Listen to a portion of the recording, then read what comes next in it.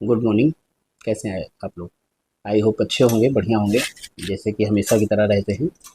तो आप लोग के क्वेश्चंस को देखते हुए, जैसे कि हमेशा मैं एक वीडियो बनाता हूँ। आपके जो हमारे व्हाट्सएप चैनल के ग्रुप हैं, उसमें या आपके वीडियो पे जो कमेंट आते हैं, उसी के आधार पे मैं वीडियो लेके आता हूँ जवाब। तो इस बार आप लोग के मैक्सिमम कमेंट जो आए हैं, दुबई के नाम पे आए हैं कि दुबई विजिट वीज़ा के नाम पे हमसे पैसे ले लिए गए, हमें गुमराह किया गया, या हमें हमारे साथ चीटिंग हुई, हमारा वहाँ जाके वीज़ा नहीं लगा, हम लोग लौट आए, हमारे साथ ठगी हुई है।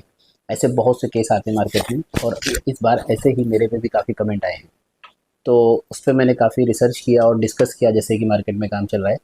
तो निकल के ये आया कि गलती आप लोग की भी है, और जो कि आप लोग सही लोगों को पहचान नहीं पाते और गलत लोगों के हिसाब से काम करते हैं। तो उसमें आपको, चलिए ठीक है, सही गलत मैं नहीं बोलता किसी को, या नहीं उन पे जाते, हम लोग मेन पॉइंट पे आते हैं कि पहचान क्या होती है और आप बच कैसे सकते हो, क्योंकि मेरी आदत है मैं समाधान समाधान बताता हूँ, ना कि समस्या को ला करके आपके सामने बताता हूँ। समस्या तो सबको पता है कि है, ये चीज़ होती है। तो मेरी कोशिश होती है कि मैं उस चीज़ का समाधान आपको बताऊँ कि आप आगे से उस चीज़ के लिए बच सको।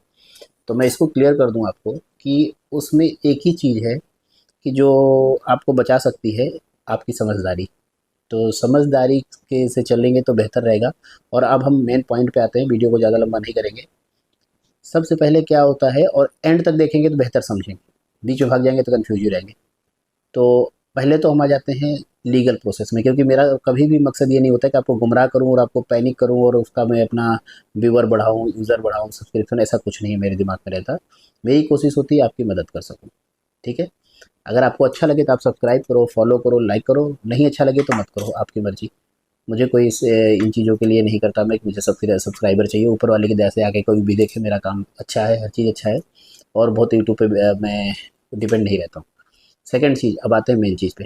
तो फर्स्ट क्या है कि विजिट वीज़ा गलत नहीं है। दिल्ली मुंबई की काफ़ी ऐसी एजेंसीज़ हैं जो बहुत अच्छा काम करती हैं, साल का 1500 2000 आदमी भेजती हैं विजिट वीज़ा पे, और जेन्युइन कंपनी भेजती है, कभी किसी लड़के को प्रॉब्लम नहीं होता है, और जो बोलते हैं वही होता है, क्योंकि उनको काम करना है और उनको चीटिंग नहीं करना।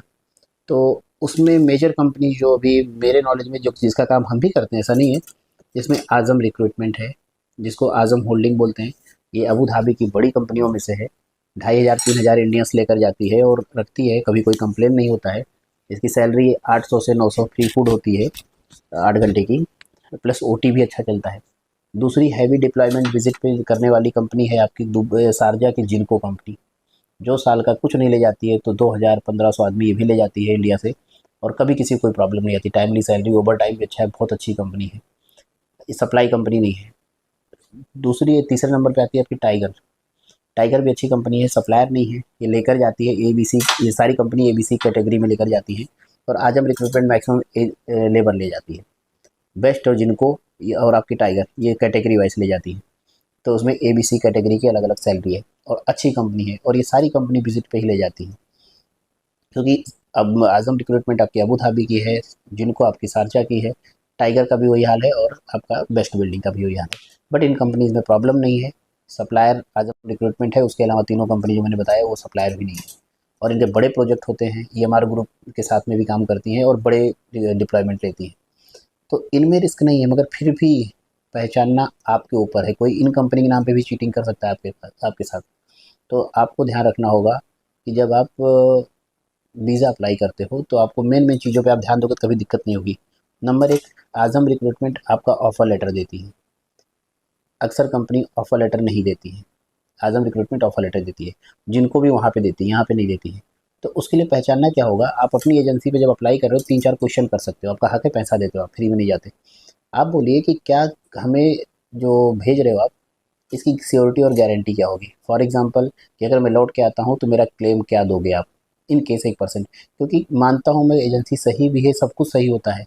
जाते हैं, कभी-कभी क्या होता है, टेक्निकल प्रॉब्लम हो जाती है, या फिर से पुराना किसी कंपनी में आप गए होते हैं, आपका वीज़ा शो करता रहता है, मतलब जैसे आप गए 2 साल के वीज़ा पे, किसी वजह से आप 8 महीने 10 महीने में आ गए उस कंपनी से, आप दोबारा नहीं गए। आपका वीज़ा 2 साल तक वैलिड रहता है वहाँ पे। बीच में आप 14 महीने 15 महीने पे पहुँच गए, 18 महीने 20 महीने भी पहुँच गए, 22 महीने भी पहुँच गए, आपका वीज़ा 2 महीना भी वैलिड है वहाँ पे, तो आपका दूसरा वीज़ा वहाँ नहीं लगता है, क्योंकि आप विज़िट पे गए हो। कोई वहाँ पे जब वीज़ा लगाना होगा एम्प्लॉयमेंट, तो आपका प्रीवियस वीज़ा शो करेगा, आपका नया एम्प्लॉयल वीज़ा नहीं हो पाएगा, आपका वीज़ा रिजेक्ट हो जाएगा, तो आपको लौट के आना पड़ेगा। तो इस कंडीशन में अक्सर कंपनी जिम्मेदारी नहीं लेती, ना एजेंसी जिम्मेदारी लेती है, क्योंकि टेक्निकल प्रॉब्लम है, आपने उसको बिना बताए वीज़ा लगवाया था। तो उस कंडीशन में क्या आपका क्लेम होगा या नहीं होगा। सेकेंडरी, अगर आप जाते हो किसी भी, उनकी वजह से भी वीज़ा कभी कभी नहीं लगता है, एजेंसी गड़बड़ कर जाती है, तो उस पर क्लेम क्या होगा। ये तो हो गया लीगल पॉइंट। बाकी आप अपनी तरफ से जो एहतियात बरत सकते हो कि फर्स्ट ऑफ ऑल, अगर आप किसी भी कंपनी में जा रहे हो तो यहाँ से ऑफ़र लेटर पे जिद करोगे तो ऑफ़र लेटर तो अक्सर कंपनियों में नहीं होता है। कोई कंपनी, पहचान क्या होती है, आप उससे क्वेश्चन करो कि भैया मैं जा तो रहा हूँ, मगर मुझे जो एयरपोर्ट से पिकअप करेगी डायरेक्ट, फॉर एग्जांपल आप जिनको में जा रहे हो तो जिनको ही पिकअप करेगी या कोई और कंपनी पिकअप करेगी या कोई एजेंट पिकअप करेगा।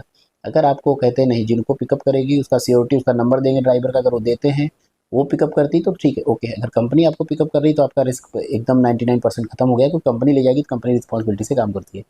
अगर वो कहते हैं नहीं मेरा कोई उधर दोस्त है, एजेंट है, वो पिकअप करेगा, ले जाएगा, कहीं रूम में रखेगा, फिर आपको कंपनी भेजेगा, फिर आपका वीज़ा लगेगा, तो नहीं, बोल दो नहीं जाना ऐसे।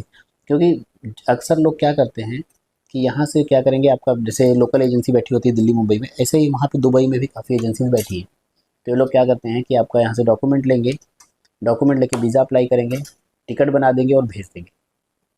आप वहाँ पहुँचोगे, कोई लोकल एजेंट रिसीव करेगा, फिर आपको रूम में ले जाएगा, रूम में ले जाके रख देगा फिर सुबह उठ के मुँह दिखाई शुरू करेगा, इस कंपनी उस कंपनी उस कंपनी, फिर आपको 3-4 कंपनी घुमाएगा। 100% आप समझ लो आप फंस चुके हो, क्योंकि आपकी क्वालिटी क्या है नहीं है वो तो वही जानता है, आप जानते हो। बट कंपनी को चाहिए हाई लेवल या लो लेवल, नसीब है उसमें फिर आपका चांस 50 का 30%, 70 का हो जाता है। 30% वीज़ा लगने का, 70% लौटने का। तो ये चीज़ बहुत लोगों के साथ होता है, यहाँ जाते हैं रूम में रख देते हैं, घुमा घुमा के परेशान कर देते हैं। फिर बाद में कंपनी या तो कहेगी लेबर में साइन कर लो, 800-900 दिरहम में खाना उसी में, या तो फिर आप 1200 वाले के 1400 वाले आदमी हो तो 800 में आप करोगे नहीं, फिर आप लौट आओगे, एजेंट बोलेगा आपकी गलती है, ये गलती वो गलती। इसीलिए कोशिश करो इस तरह के काम में मत जाओ। या तो दूसरी चीज़, आप उस एजेंसी का बैकग्राउंड क्लियर करो जिस एजेंसी से आप जा रहे हो, कि उसने लास्ट ईयर कितने आदमी विजिट पे भेजे हैं और कितना सक्सेस रेट है उसका। ये आपको वहाँ आसपास जाके पता लग जाएगा। या तो क्योंकि हर एजेंसी तो ऑनलाइन नहीं होती, वेबसाइट से हम लोग भेजते हैं। हम लोग का आप देखो, एक एक वीडियो आपको यूट्यूब पे मिलेगा, हर चीज़ अपग्रेड रहता है, एकदम अपडेट रहता है, और हर साल अपग्रेड रहता है। ठीक है, अपडेट के साथ अपग्रेड भी होता है हर चीज़ें। तो इस तरह से अगर ओपन एजेंसी काम कर रही है, तरीके से कर रही है, तो आपको विजिट पे भी रिस्क नहीं है, क्योंकि आपके साथ में हो। वैसे तो इलीगल है, बट हाँ एक प्रोसेस है, ले जाएगी, इंटरव्यू करेगी, सब कुछ करेगी, कुछ भी करेगी, वो आपको डायरेक्ट कंपनी से को पिकअप करवाएगी एयरपोर्ट से। जैसे अपने यहाँ भी जाते हैं, आजम रिक्रूटमेंट जाता है, जिनको जाता है, टाइगर भी, बेस्ट भी अपने यहाँ भी जाता है, मगर अपने लड़कों को डायरेक्ट कंपनी के ड्राइवर का नंबर यहीं पे मिल जाता है। सीधे एयरपोर्ट से कंपनी पिकअप करती है, अपने कैंप पे ले जाती है, अगले दिन से उनका काम शुरू, एडवांस शुरू, और वीज़ा प्रोसेस खत्म, काम खत्म। बट अगर आपको कोई एजेंट रूम में भेज रहा है तो आप कभी मत जाना, क्योंकि रूम में जाना मतलब 100% आप किसी कंपनी के लिए ऑथराइज नहीं हो, तो कंपनी आपकी रिस्पॉन्सिबल नहीं है। कोई बात होगी तो आप पे पूरा क्लेम आ जाएगा, आपका नुकसान हो जाएगा। तो मैंने जो बताना चाहा आपको कि पहले एजेंट का वेरिफिकेशन कर लें, दूसरा लास्ट ईयर का उसका रिकॉर्ड चेक कर लें, तीसरा उससे पूछ लो भैया कंपनी पिकअप करेगी कि कोई वहाँ लोकल एजेंट पिकअप करेगा। अगर कंपनी पिकअप कर रही तब तो इट्स ओके, नो प्रॉब्लम। अगर एजेंट पिकअप कर रहा है तो आपका रिस्क का 70% बना रहेगा, और आपकी मुँह दिखाई में फेल हो सकते हो वहाँ पे, क्योंकि और उसके बाद भी अगर एजेंट पे भी कभी कभी होता है, चलो कंपनी डायरेक्ट नहीं ले रही है, जाके एजेंट के रूम पे ले गया, अगले दिन सीधे ले जाके आपको फिलहाल जिस कंपनी बोला उसमें छोड़ दे, तब भी ठीक है। अगर वो लेकर गया और सुबह दूसरी कंपनी में नहीं हुआ, फिर तीसरी कंपनी में नहीं हुआ, फिर चौथी कंपनी में, समझ लो आपका फिर टाइम बर्बाद हो रहा है और कुछ नहीं हो रहा है। ऐसी एजेंसी से कभी भी विजिट पे ना जाएं, वरना आपको रोना पड़ेगा। और सबसे पहले एक ही चीज़ क्लियर कर लें कि मेरी कंपनी का नाम बताओ, मैं किस कंपनी में जा रहा हूँ। अगर आपको का जेन्युइन एजेंसी होगा तो सबसे पहली पहचान कि उसे एक वर्ड में क्वेश्चन करो कि भैया मेरी कंपनी का नाम बताओ। वो उस कंपनी के नाम पे आपको भेजेगा, और दूसरा क्वेश्चन होगा उस कंपनी का ही ड्राइवर पिकअप करेगा या कोई और ड्राइवर पिकअप करेगा। वही कंपनी का ड्राइवर पिकअप करेगा। जब आपके पास नंबर आता है ड्राइवर का, तो आप पूछ लो कि ड्राइवर से भी पूछ सकते हो भैया आप किस कंपनी के ड्राइवर हो। अगर वो दूसरी कंपनी का नाम लेता है तो एयरपोर्ट से ही लौट आओ, ही मत। फंसने के चांस ज़्यादा होते हैं। एजेंट टू एजेंट आप ट्रांसफ़र हो गए, क्योंकि डोमेस्टिक एजेंट होगा इंडिया के अंदर का तो चलो एक बार फिर भी आप जाके बात कर सकते हो, पर इंटरनेशनल एजेंट जो होगा वहाँ पे बैठा होगा पाकिस्तानी, ईरानी, कुछ और होगा आपका, और आपका नेपाली या बांग्लादेशी, क्या कर लोगे आप दुबई में। तो कभी भी आप इस तरह से रिस्क मत लो। और वैसे भी विजिट वीज़ा इलीगल प्रोसेस है, इलीगल प्रोसेस में भी जा रहे हो तो कम से कम तरीके से जाओ। आप जब कंपनी के थ्रू जाते हो, आप किसी रेपुटेड एजेंसी जिसका कंपनी से कॉन्ट्रैक्ट है उसके थ्रू जाते हो, तो आपका रिस्क नहीं रहता है। बट अगर आप फ्रीलांसर में जाते हो तो आपका बहुत बड़ा रिस्क है, आपका पैसा डूब सकता है, आप लौट के आओगे, आपका सब वेस्ट हो जाएगा। तो विजिट वीज़ा का मेन कॉन्सेप्ट ये था, मैंने आपको बता दिया। और विजिट वीज़ा पे डॉक्यूमेंट क्या क्या आपको चाहिए होते हैं। पहला डॉक्यूमेंट होता है आपका टिकट, सेकंड होता है रिटर्न टिकट, थर्ड होता है होटल बुकिंग, चौथा होता है आपका अ, अ, होटल बुकिंग के साथ आपका चौथा आपका इंश्योरेंस रहता है। कभी कभी कभी कभी अभी तो बीच में बंद हो गया इंश्योरेंस। ठीक है, ये आपके डॉक्यूमेंट होते हैं। तो आपको इमिग्रेशन वाले भी इन सब कभी कभी क्वेश्चन करने लगते हैं, कहाँ जा रहे हो, कैसे जा रहे हो, तो आपके पास प्रॉपर डिटेल होनी चाहिए। आप कहाँ जा रहे हो, किससे किस कंपनी में जा रहे हो, किसके पास जा रहे हो, घूमने जा रहे हो, तो ये सारी डिटेल आपके पास होनी चाहिए। ठीक है, ये रहा विजिट वीज़ा का सीन। फिर भी किसी को कोई क्वेश्चन है तो आप कमेंट में कर सकते हो, हम थोड़ा कोशिश करेंगे उसको भी समझाने का।